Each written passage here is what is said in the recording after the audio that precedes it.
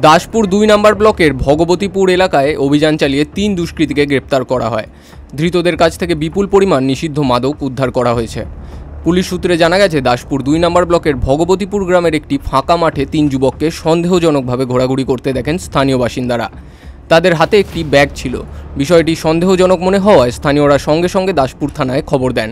খবর পেয়ে দাসপুর থানার পুলিশ দ্রুত ঘটনাস্থলে পৌঁছায় এবং ৩ যুবককে আটক করে। যুবকদের হাতে থাকা ব্যাগটি তল্লাশি করতেই পুলিশের চোখ কপালে ওঠে। ব্যাগের ভেতর থেকে উদ্ধার হয় বিপুল পরিমাণ নিষিদ্ধ মাদকদ্রব্য। প্রাথমিক তদন্তে পুলিশ জানতে পেরেছে, এই ৩ জন শুধু মাদক ব্যবসার সঙ্গেই জড়িত নয়, এলাকায় চুরি ও ছিনতাইয়ের মতো বিভিন্ন অপরাধমূলক কর্মকাণ্ডেও তারা সক্রিয়। এই ঘটনার খবর পেয়ে ঘটনাস্থলে ছুটে আসেন একাধিক পুলিশ আধিকারিক। কি দেখলেন?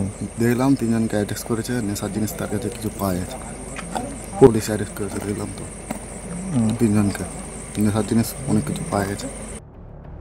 এই গ্রেপ্তারের ফলে দাসপুর এলাকায় অপরাধমূলক কার্যকলাপ অনেকটাই কমবে বলে মনে করছে পুলিশ ও সাধারণ মানুষ। পুলিশ সূত্রে আরও জানা গেছে, ধৃতদের জিজ্ঞাসাবাদ করে এই মাদক চক্রের সঙ্গে জড়িত অন্যদেরও চিহ্নিত করার চেষ্টা চলছে।